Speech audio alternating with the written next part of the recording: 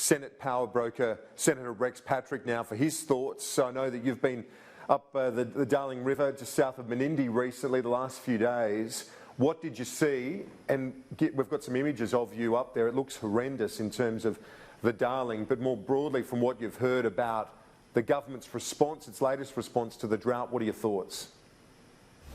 Well, I have just been up the Darling River, and indeed it is an environmental and economic disaster, exacerbated, of course, by the drought.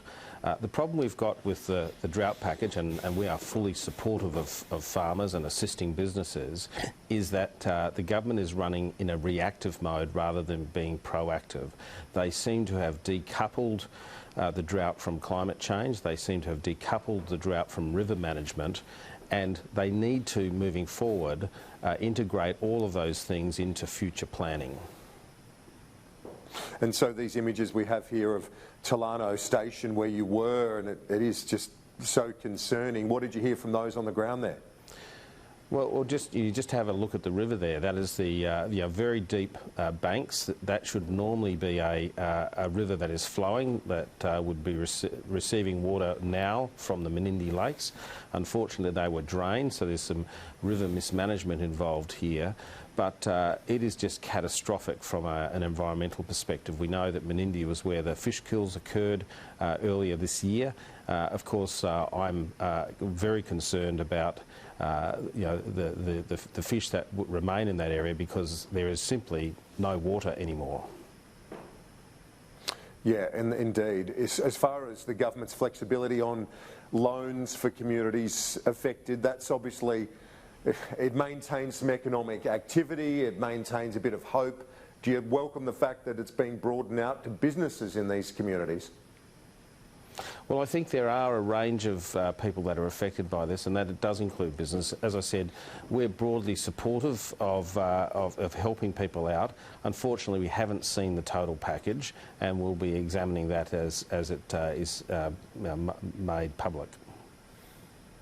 It's so hard for any government, because at the end of the day, while they are moving, and as the Prime Minister says, it's not set and forget, they're trying to provide updated responses. The only real fix is rain, isn't it? Well, once again, the government has decoupled river management from the drought. I can recall 12 months ago making warnings about over-extraction in the Northern Basin. We passed in the Parliament a bill that allowed 70 gigalitres extra to be taken from the Northern Basin. That's all water that could have been contributing to farms right across New South Wales and indeed south of Menindee. I want to ask you about something else that you've been commenting on the last couple of days, the South Australia, New South Wales interconnector, and basically you want all new high voltage transmission towers built around the country to use Australian steel. Yeah, look, we've got a situation where we've got a flat economy. We seem to be very good at exporting our rocks, exporting lithium ion, and then buying back value-added product at great expense and to the advantage of our competitors overseas. We have the ability, in the case of transmission lines, to build transmission lines here in Australia. There's a company up in Whyalla that received a $600,000 grant, which I advocated for. The federal government supported them, and they have basically worked on a feasibility study that says we can take Whyalla steel and steel from other places like Laverton, and we can build transmission towers. And for a project like the New South Wales South Australian high voltage interconnector, that's thousands of kilometres of transmission lines. There is significant economic activity that can be generated here in Australia, and a significant number of jobs.